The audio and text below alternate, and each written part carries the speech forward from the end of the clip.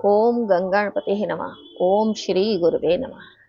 आज शरद पूर्णिमा स्नान दान आदि की है। आज हम सत्यनारायण भगवान की व्रत कथा का माध्यम और सत्यनारायण भगवान की कथा पढ़ेंगे। आप भी ध्यान से सुनिएगा। श्री सत्यनारायण भगवान की व्रत कथा का माध्यम। आज के समय में लालच, बेईमानी, लूटपाट, छल कपट, झूठ बोलना, अनैतिक कार्यों से धन कमाना जैसे पापाचार दिनों दिन बढ़ते जा रहे हैं। इन सबके फलस्वरूप मानव की मानवता समाप्त होती जा रही है और उसके सिर पर पापों का बोझ बढ़ता जा रहा है। लोगों के मन में शांति खत्म होती जा रही है और घर घर में कलेश होने लगा है। ऐसे में इन समस्त विकृतियों से मुक्त होने के लिए और सुख शांति प्राप्त करने के लिए श्री सत्यनारायण भगवान का व्रत करना चाहिए। वस्तुतः श्री सत्यनारायण भगवान का व्रत करने और व्रत कथा पढ़कर या सुनकर प्रसाद ग्रहण करने से समस्त पापों का नाश होता है, घर में सुख शांति विराजती है और व्रत करने वाले सभी व्यक्तियों की समस्त मनोकामनाएं पूरी होती हैं। श्री सत्यनारायण भगवान की व्रत कथा करने से प्राणी इस लोक में समस्त सुख भोगकर अंत में मोक्ष को प्राप्त करता है और जन्म मरण के बंधन से छूट जाता है। श्री सत्यनारायण भगवान का अर्थ है सत्य का आचरण। सत्यनारायण का अर्थ है सत्य का आचरण। असल में छल और कपट से दूर रहकर सदैव सत्य और ईमानदारी का व्यवहार करना ही श्री सत्यनारायण भगवान की वास्तविक पूजा है। बोलो श्री सत्यनारायण भगवान की जय। प्रथम अध्याय। द्वापर युग के समाप्त होने के बाद कलयुग के प्रारंभ में पवित्र तीर्थ स्थल नैमिषारण्य में आर्यव्रत के 88,000 ऋषि एकत्र हुए। उन ऋषियों ने सर्वश्रेष्ठ मुनि श्री सूत जी से पूछा, हे भगवान, कलयुग में मनुष्य ने छल कपट और ईर्ष्या द्वेष के अधिक बढ़ जाने के कारण अशांति का वातावरण तेजी से बढ़ा है। मनुष्य धर्म कर्म को भूल गया है और निर्धनों के शोषण, अहिंसाओं पर अत्याचार करने और धर्मविरुद्ध आचरण में लिप्त है, जिससे वह पापों के बोझ से दबता जा रहा है। इस कठिन परिस्थिति में मनुष्य इन सभी विकृतियों से बचते हुए सुख शांति पूर्वक और बंधुजनों से मित्रता के साथ जीवन व्यतीत करता हुआ अंत में मोक्ष को कैसे प्राप्त करे? हे भगवान, मनुष्य के कल्याण के लिए ऐसा कोई उपाय बताइए जिससे मनुष्य को पुण्य मिले तथा उसके जीवन की सभी मनोकामनाएं पूरी हो सके। शास्त्रों के सर्वश्रेष्ठ विद्वान श्री सूत जी ने कहा, हे ऋषियों, आपने जगत के कल्याण के लिए बहुत ही अच्छा प्रश्न किया है। अब मैं उस कल्याणकारी व्रत को कहूंगा जिसके प्रभाव से सृष्टि के सभी प्राणी जीवन में सुख संपत्ति और वैभव और समृद्धि पाते हैं, उनकी सारी मनोकामनाएं पूर्ण होती हैं। इस व्रत के विषय में एक बार देव ऋषि नारद जी ने भी भगवान लक्ष्मी नारायण से पूछा था। तब से शायद श्री विष्णु भगवान ने नारद जी से जो कथा कही थी उसी कथा को मैं कहता हूँ, आप भी ध्यान पूर्वक सुने। एक बार देव ऋषि नारद जी मानव के कल्याण की इच्छा से विभिन्न लोकों में घूमते हुए पृथ्वी लोक में पहुंचे। वहां उन्होंने पृथ्वी लोक में घूमते हुए देखा कि कोई पुरुष बोझा ढो रहा है, कोई पैर कट जाने के कारण रास्ते में पड़ा हुआ है, कोई भीख मांग रहा है, किसी गरीब को अमीर सेठ कोड़े से मार रहा है, कोई नेत्रहीन ठोकर खाते हुए गिरता पड़ता जा रहा है। लोगों को अपने अपने कर्मों के अनुसार दुखों से पीड़ित देखकर वे बहुत व्यथित हो गए और सोचने लगे कि इन प्राणियों के दुख किस प्रकार दूर होंगे। बहुत सोचने के बाद जब उन्हें मानव जाति के कष्टों को दूर करने का कोई उपाय न सूझा तो उन्होंने त्रिलोकीनाथ श्री विष्णु भगवान से का ध्यान आया। तब देव ऋषि नारद जी आकाश मार्ग से क्षीर सागर में शेष नैया की सैया की ओर चल दिए। उस समय श्री विष्णु भगवान किसी गहरी चिंता में मगन थे। देव ऋषि की बीड़ा के इस मधुर संगीत को सुनकर वह अपनी चिंता भूलकर पास ही बैठी श्री लक्ष्मी जी से बोले, हे प्रिया, बीड़ा की इस संगीत लहरी से मुझे नारद जी के आने का आभास हो रहा है। अभी लक्ष्मी जी कुछ बोल पाती कि नारद जी आकाश मार्ग से उनके सामने उपस्थित हुए। नारद जी को अचानक आया हुआ देखकर श्री विष्णु भगवान ने मुस्कुराते हुए उनका स्वागत किया और उनके आने का कारण पूछा। नारद जी ने श्वेत वर्ण, शंख, चक्र, गदा व पद्म से सुसज्जित 4 भुजाओं वाले श्री विष्णु भगवान की ओर देखते हुए शांत स्वर में कहा, हे प्रभु, आप सर्वशक्तिमान हैं और सृष्टि के पालन करते हैं। मनुष्य का मन और वाणी भी आपके गुणों का वर्णन नहीं कर सकते। आप सर्वश्रेष्ठ और सर्वोपरि हैं। आपका न कोई आदि, न मध्य, न और न ही अंत है। आप सृष्टि के कण कण में विद्यमान हैं और अपने भक्तों के मनोरथ पूर्ण करने वाले हैं। मैं आपको नमस्कार करता हूँ। देव ऋषि नारद जी की बातें सुनकर श्री विष्णु भगवान मुस्कुराते हुए बोले, हे मुनि श्रेष्ठ, कृपया अपने आने का कारण निसंकोच होकर बताइए। भगवान विष्णु ने इस प्रकार पूछने पर नारद जी ने कहा, हे प्रभु, पृथ्वी लोक पर जन्म लेने वाले मानव अपने अपने कर्मों के अनुसार विभिन्न योनियों में रहकर अनेक प्रकार के दुखों से पीड़ित हो रहे हैं। हे तीनों के लोगों के स्वामी, हे तीनों लोगों के स्वामी, मुझ पर कृपा करते हुए कोई ऐसा उपाय बताइए जिससे उनका दुख दूर हो सके और वे सुख संपत्ति का भोग करते हुए मोक्ष को प्राप्त करें। इस पर सभी प्राणियों को जीवन देने वाले श्री विष्णु भगवान बोले, हे नारद, अब मैं ऐसा व्रत बता रहा हूँ, जिसके करने पर वृक्ष के सभी स्त्री पुरुष को पापों से मुक्ति मिलती है, निर्धनता दूर होगी और मनुष्य सुख संपत्ति के साथ आनंद पूर्वक जीवन यापन करेगा। इस व्रत को करने पर उसकी सारी मनोकामनाएं पूरी होंगी। सारे प्राणियों के कष्टों को नष्ट करने वाला यह व्रत है, श्री सत्यनारायण भगवान का व्रत। श्री सत्यनारायण भगवान के व्रत का पूर्णिमा और संक्रांति के दिन विशेष महत्व है। वैसे किसी भी दिन स्वच्छ होकर सायकाल में कोई भी मनुष्य श्री सत्यनारायण भगवान की पूजा करे और श्रद्धा पूर्वक प्रसाद और चरणामृत ग्रहण करे और परिवार सहित उसका परिवार सहित कल्याण होगा। उसकी सारी मनोकामनाएं पूरी होंगी और उनके घर में धन धान्य की कोई कमी नहीं होगी। कलयुग में मनुष्य के मोक्ष के लिए यही एकमात्र सरल और उत्तम उपाय है। बोलो सत्यनारायण भगवान की जय। श्रीमन नारायण नारायण नारायण भजमन नारायण नारायण नारायण श्री हरि की जय। द्वितीयाध्याय। शेष सूत जी ने कहा, हे ऋषि मुनियों, अब मैं आपके सामने उस निर्धन ब्राह्मण की कथा का वर्णन कर रहा हूँ जिसने श्री सत्यनारायण भगवान का सबसे पहले व्रत किया। इस व्रत को करने से उस ब्राह्मण की निर्धनता दूर होने के साथ ही उसके सभी कष्ट भी दूर हो गए थे। आप सभी उसकी कथा को ध्यानपूर्वक सुनो। प्राचीन काल में एक निर्धन ब्राह्मण काशी नगरी में रहता था। भिक्षा मांगकर वह किसी प्रकार अपना जीवन यापन कर रहा था। जिस दिन भिक्षा नहीं मिलती थी उस दिन उसे भूखे पेट ही सोना पड़ता था। उसकी ऐसी दीन दशा देखकर ब्राह्मणों से प्रेम करने वाले श्री सत्यनारायण भगवान एक दिन उस ब्राह्मण के समीप एक वृद्ध व्यक्ति का रूप धारण करके पहुंचे। वृद्ध व्यक्ति के रूप में उन्होंने उस ब्राह्मण से पूछा, हे ब्राह्मण देवता, तुम इस प्रकार घर घर भिक्षा मांगकर अनेक कष्ट सहते हुए कैसे जीवन यापन कर रहे हो? वृद्ध व्यक्ति के इन वचनों को सुनकर ब्राह्मण बोला, हे मित्र, मैं बहुत गरीब ब्राह्मण हूँ। आय का कोई साधन न होने के कारण मैं भिक्षा मांगकर किसी प्रकार अपना जीवन यापन कर रहा हूँ। यदि आप मेरी निर्धनता को दूर करने का कोई उपाय जानते हो तो कृपा करके मुझे बताइए।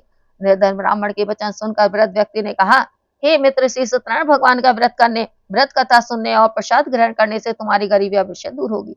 श्री सत्यनारायण भगवान की पूजा करने से तुम्हारी सारी मनोकामनाएं पूरी होगी और तुम्हारे घर में धन संपत्ति की कोई कमी नहीं होगी। ब्राह्मण को व्रत करने की विधि विधान बताकर वृद्ध व्यक्ति के रूप वाले श्री सत्यनारायण भगवान वहां से चले गए और आगे जाकर वे अंतर ध्यान हो गए। निर्धन ब्राह्मण ने वृद्ध व्यक्ति द्वारा बताए गए व्रत को करने का निश्चय क्या। उस रात वह सो नहीं सका। वह व्रत के विषय में ही सोचता रहा और पूरी रात श्री सत्यनारायण भगवान का स्मरण करता रहा। प्रातः काल उठकर श्री सत्यनारायण भगवान का व्रत करने का निश्चय कर वह निर्धन ब्राह्मण भिक्षा मांगने के लिए निकल पड़ा। उस दिन ब्राह्मण को भिक्षा में बहुत सारा धन मिला। घर लौटकर उसने अपने आसपास के लोगों के साथ श्री सत्यनारायण भगवान की पूजा की और उन्हें व्रत कथा सुनाई। फिर सभी को प्रसाद देकर स्वयं भी प्रसाद ग्रहण किया। कुछ ही दिनों में उस ब्राह्मण की गरीबी दूर हो गई। उसके घर में धन धान्य की वर्षा होने लगी। धनी हो जाने पर लोग उसका सम्मान करने लगे। श्री सत्यनारायण भगवान की कृपा से निर्धनता दूर हो जाने पर ब्राह्मण हर माह श्री सत्यनारायण भगवान का व्रत करने लगा। हे श्रेष्ठ मुनियों, श्री सत्यनारायण भगवान का व्रत और पूजा करने से उस निर्धन ब्राह्मण के सभी कष्ट दूर हो गए। उस ब्राह्मण से श्री सत्यनारायण भगवान की व्रत कथा सुनकर अन्य व्यक्ति भी उनका व्रत करते हुए पूजा करने लगे। अब मैं आपको उन व्यक्तियों की भी कथा सुनाता हूँ जिनके कष्ट यह व्रत करने से दूर हुए। धन संपदा से संपन्न उस ब्राह्मण ने हर माह नियमित रूप से व्रत करते हुए जब अगले माह श्री सत्यनारायण भगवान का व्रत किया तो उस व्रत में बहुत से बंधु बांधव और मित्र सम्मिलित हुए। उसी समय जंगल से लकड़ियां काट कर लाता हुआ एक वृद्ध लकड़हारा भाव से गुजरा। बहुत तेज प्यास लगने की वजह से उस वृद्ध लकड़हारे ने जल पीने की इच्छा से लकड़ियों के गट्ठर को जमीन पर रखा और घर के आंगन में पहुंचकर उस ब्राह्मण से पूछा, हे ब्राह्मण देवता, आप किसका पूजन कर रहे हैं? इस व्रत को करने से क्या लाभ होता है? कृपा करके मुझे बताइए। व्रत लकड़हारे के प्रश्न को सुनकर उस ब्राह्मण ने कहा, मैं अपने बंधु बांधवों और परिचितों के साथ श्री सत्यनारायण भगवान का व्रत और पूजन कर रहा हूँ। यह व्रत करने से श्री सत्यनारायण भगवान की कृपा से निर्धनता दूर होती है और संसार के सारे दुखों से मुक्ति मिलती है। श्री सत्यनारायण भगवान की कृपा से ही मेरी निर्धनता दूर हुई है और मेरे घर धन धान्य के भंडार भरे हैं। ब्राह्मण से श्री सत्यनारायण भगवान के व्रत के विषय में जानकर व्रत लकड़हारा बहुत प्रसन्न हुआ और भगवान का प्रसाद लेकर चला गया। उसने भी श्री सत्यनारायण भगवान का व्रत करने का निश्चय कर लिया। चलते हुए लकड़हारे ने सोचा कि आज इन लकड़ियों को बेचने पर जो धन मिलेगा उस धन से मैं श्री सत्यनारायण भगवान की पूजा करूंगा। ऐसा विचार करने के कारण उस दिन लकड़हारे को लकड़ियों के पहले से अधिक रुपए मिले। उस व्रत लकड़हारे ने उन रुपयों से केले की फली, घी, दूध, दही, गेहूं का आटा और शक्कर आदि सामग्री खरीदी। घर लौटकर लकड़हारे ने श्री सत्यनारायण भगवान का व्रत और पूजन किया। उस पूजा में उसके परिवार के सदस्य व आसपास के लोग सम्मिलित हुए। श्री सत्यनारायण भगवान की पूजा करने और व्रत कथा सुनने के उपरांत उस लकड़हारे ने प्रसाद बांटकर स्वयं भी प्रसाद ग्रहण किया। श्री सत्यनारायण भगवान की कृपा से लकड़हारे के घर में धन धान्य की वर्षा होने लगी। उसकी निर्धनता समाप्त हो गई। श्री सत्यनारायण भगवान की पूजा करते हुए लकड़हारा आनंद पूर्वक जीवन व्यतीत करता हुआ अंत में मोक्ष को पाकर वैकुंठ धाम को चला गया। बोलो सत्यनारायण भगवान की जय। श्रीमन नारायण नारायण नारायण लक्ष्मी नारायण नारायण नारायण हरि नारायण नारायण नारायण चर्चा जाए। शेष सूची ने कहा, हे श्रेष्ठ ऋषियों, अब मैं आगे कथा सुनाता हूँ। प्राचीन काल में कनकपुर में उल्कामुख नाम का एक बुद्धिमान राजा था। राजा सत्यवादी और जितेंद्र था। उसे किसी प्रकार का लोभ लालच नहीं था। वह प्रतिदिन मंदिर जाकर श्री सत्यनारायण भगवान की पूजा करता था और निर्धन को अन्न वस्त्र और धन देकर उनके कष्ट दूर करता था। उस राजा की पत्नी सुभद्रा बहुत सुशील और सती साध्वी थी। वे दोनों हर माह श्री सत्यनारायण भगवान की व्रत करते थे। श्री सत्यनारायण भगवान की कृपा से उनके महल में धन संपदा के भंडार भरे रहते थे। उनकी सारी प्रजा आनंद पूर्वक जीवन यापन कर रही थी। एक बार राजा उल्कामुख अपनी रानी और बहुत से अन्य लोगों के साथ भद्रशिरा नदी के किनारे श्री सत्यनारायण भगवान की पूजा कर रहे थे। तभी नदी के तट पर एक बड़ी नौका आकर रुकी। उस नौका में एक धनी व्यापारी यात्रा कर रहा था। वह व्यापारी काफी धन कमाकर अपने नगर को लौट रहा था। उसका सारा धन उस नौका में रखा हुआ था। नौका से उतरकर उस व्यापारी राजा उल्कामुख के समीप पहुंचा और राजा को पूजा करते हुए देखकर उसने पूछा, हे राजन, आप इन सब लोगों के साथ किसकी पूजा कर रहे हैं? इस पूजा करने पर मनुष्य को क्या फल मिलता है? राजा ने उस व्यापारी से कहा, मैं अपनी प्रजा के साथ श्री सत्यनारायण भगवान की पूजा कर रहा हूँ। मैं हर पूर्णिमा को श्री सत्यनारायण भगवान का व्रत करता हूँ और फिर पूजा अर्चना कर भगवान का प्रसाद लोगों को बांटकर स्वयं भी ग्रहण करता हूँ। श्री सत्यनारायण भगवान का व्रत करने से मेरे राज्य की सारी प्रजा सुखपूर्ण रहती है। राजा के कथन को सुनकर व्यापारी ने कहा, हे राजन, मैं भी श्री सत्यनारायण भगवान का व्रत करना चाहता हूँ। कृपया करके मुझे ये व्रत करने की विधि बताइए। राजा ने व्यापारी को श्री सत्यनारायण भगवान के व्रत की सारी पूरी विधि बताई। फिर राजा ने व्रत कथा सुनकर अन्य लोगों के साथ व्यापारी को भी प्रसाद दिया और स्वयं भी ग्रहण किया। उस व्यापारी ने भी श्री सत्यनारायण भगवान का स्मरण करते हुए प्रसाद ग्रहण किया और आगे यात्रा आरंभ कर दी। वह विभिन्न नगरों में व्यापार करता हुआ बहुत सा धन कमाकर अपने नगर को लौटा। व्यापारी ने अपने घर पहुंचकर अपनी पत्नी लीलावती से कहा, हमारे कोई संतान नहीं है। कनकपुर के राजा उल्कामुख ने मुझे बताया कि श्री सत्यनारायण भगवान का व्रत करने और उनकी कथा सुनने से सारी इच्छाएं पूरी होती हैं। यदि श्री सत्यनारायण भगवान की अनुकंपा से हमारे कोई संतान हुई तो मैं श्री सत्यनारायण भगवान का व्रत अवश्य करूंगा। व्यापारी के इस प्रकार का निश्चय करने के कुछ समय बाद लीलावती गर्भवती हुई और 10वें माह उसने एक सुंदर लड़की को जन्म दिया। व्यापारी ने पुत्री के जन्म पर बहुत खुशियां मनाई गई, लेकिन श्री सत्यनारायण भगवान का व्रत नहीं किया।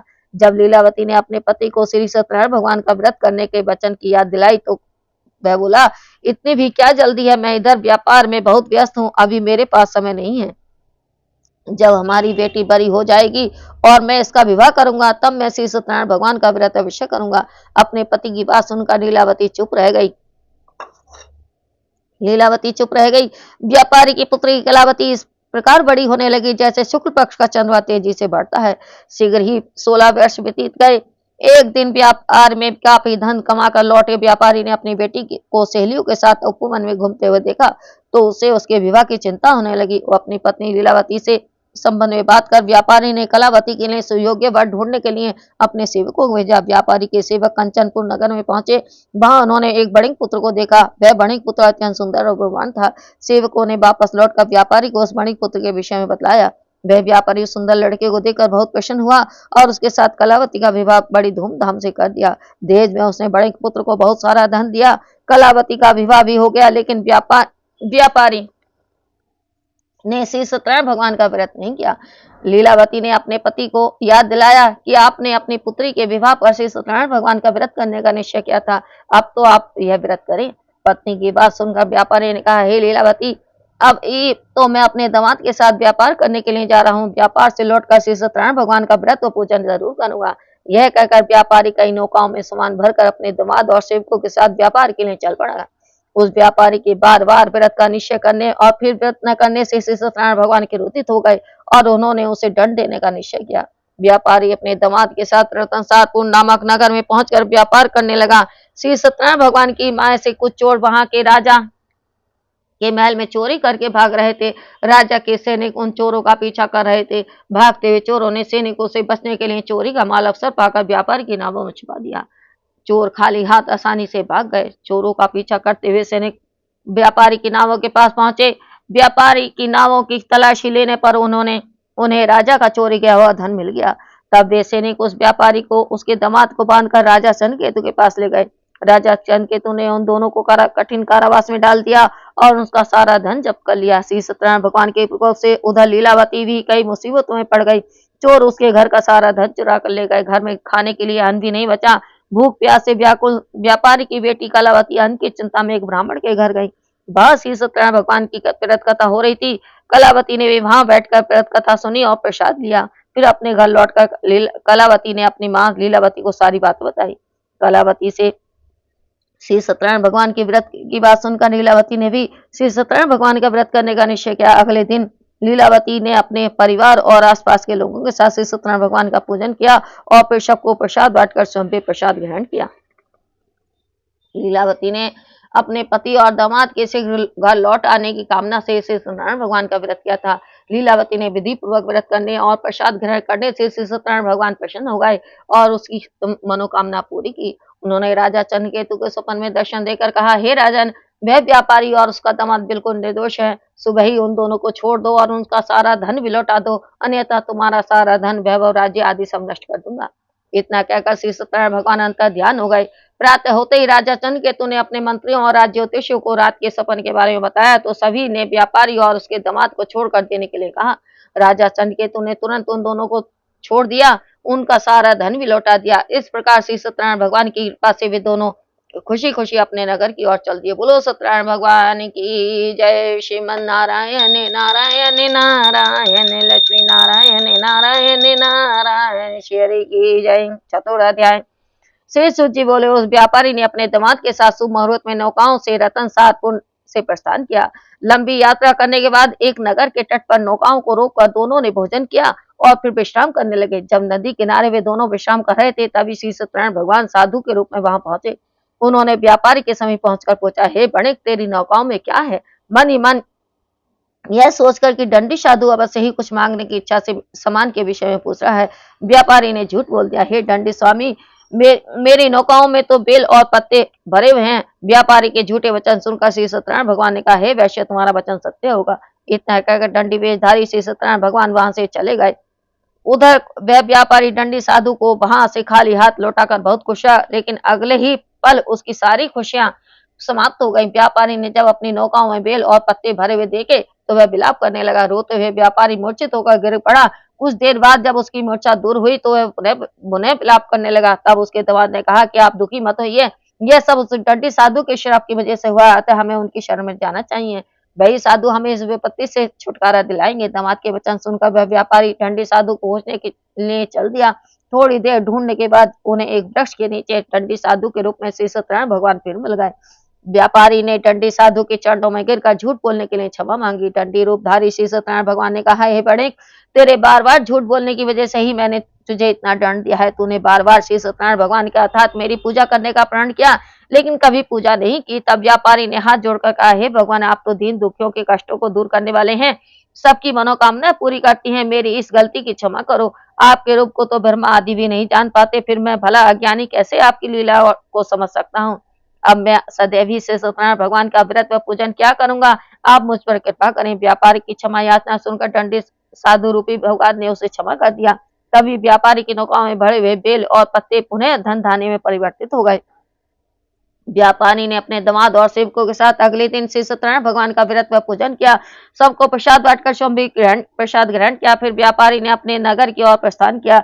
अपने नगर में पहुंचकर व्यापारी ने अपने एक सेवक को अपने घर भेजा। सेवक ने उसके घर पहुंचकर लीलावती को व्यापारी के पहुंचने की सूचना की। लीलावती और कलावती दोनों ही श्री सत्यनारायण भगवान की पूजा कर रही थी। पति और दामाद के लौट आ जाने का समाचार सुनकर लीलावती ने पूजा पूरी की और प्रसाद ग्रहण करके अपनी बेटी कलावती से कहा कि बेटी, मैं अपने नदी किनारे अपने पति के दर्शन को जा रही हूँ, तो भी घर का पूरा काम करके आ जाना। यह कहकर लीलावती नदी की ओर चली गई। पति से मिलने की खुशी में कलावती प्रसाद ग्रहण किए बिना ही घर से निकलकर नदी के किनारे पहुंच गई। उसके प्रसाद ग्रहण न करने पर श्री सत्यनारायण भगवान क्रोधित हो गए। उन्होंने व्यापारी की नौकाओं को उसके दामाद सहित नदी में डुबो दिया। अपने पति को वहां न पाकर कलावती जोर जोर से रोने लगी। तब व्यापारी ने कहा, हे पुत्री, अवश्य ही तुमसे कोई भूल हुई है जिससे श्री सत्यनारायण भगवान ने तुझे यह दंड दिया है। तब व्यापारी ने श्री सत्यनारायण भगवान से प्रार्थना की, हे भगवान, मेरे परिवार के किसी भी सदस्य से कोई भूल हुई हो तो उसे क्षमा कर देना। उसी समय बादलों के गरजने की आवाज के साथ आकाशवाणी हुई, हे बड़ी तेरी पुत्री मेरा प्रसाद ग्रहण किए बिना ही चली आई है। उसकी इसी भूल के कारण तेरी नावों के साथ साथ तुम्हारा दामाद भी नदी में डूब गया है। यदि अभी घर पहुंचकर तेरी पुत्री प्रसाद ग्रहण करके वापस आए तो ही उसे पति के दर्शन हो गए और डूबी हुई नौकाएं जल के ऊपर आ जाएंगी। कलावती ने ऐसा ही किया। उसके प्रसाद ग्रहण करके वापस लौटते ही नौकाएं जल के ऊपर आ गईं। व्यापारी का दामाद भी सुरक्षित नदी से बाहर निकल आया। श्री सत्यनारायण भगवान की कृपा से व्यापारी की खुशियां फिर से लौट आई।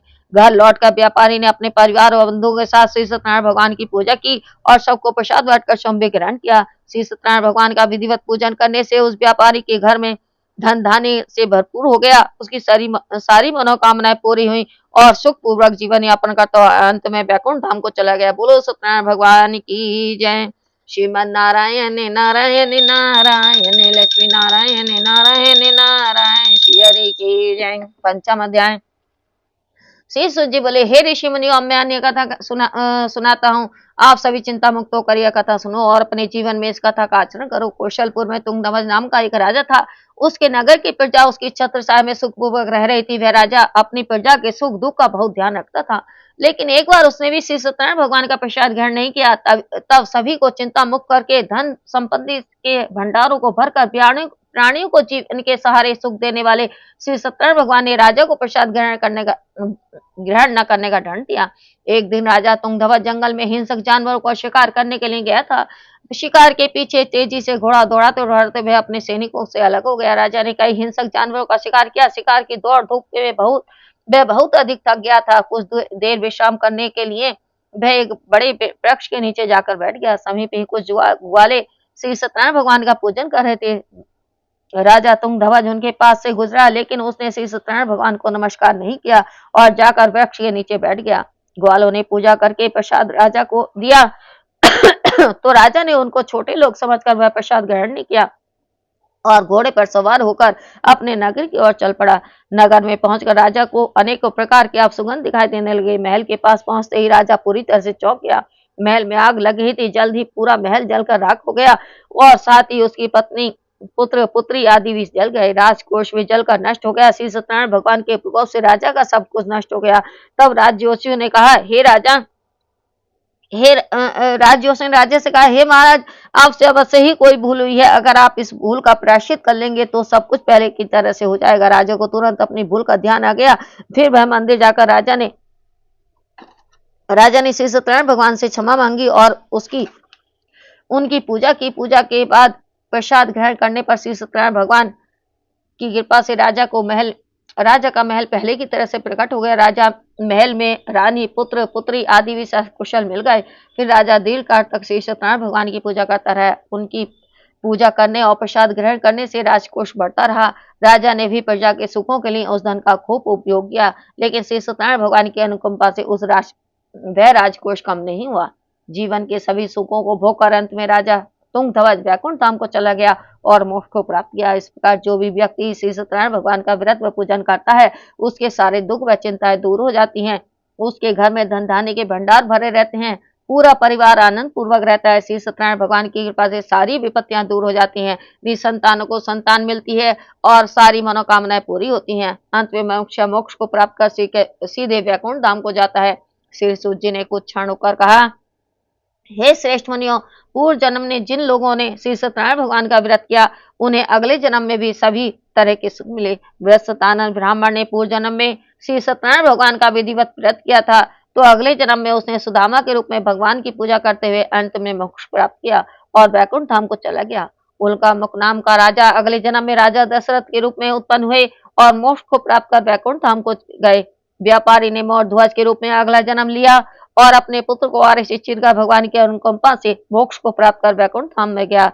राजा तुंगध्वज ने मनु के रूप में अगला जन्म लेकर भगवान की पूजा पाठ करते हुए लोकप्रिय होकर सत्कर्म करते हुए मोक्ष को प्राप्त किया और वैकुंठ धाम को चले गए। हे ऋषि मुनियों, श्री सत्यनारायण भगवान का व्रत और पूजन मनुष्य को सभी चिंताओं से दूर करके धन धान्य के भंडार भरकर अंत में जन्म जन्मांतर के चक्रव्यूह से मुक्ति दिलाकर मोक्ष को प्रदान करता है। बोलो सत्यनारायण भगवान की जय। श्रीमन नारायण नारायण नारायण भजन नारायण नारायण नारायण श्री हरि की जय।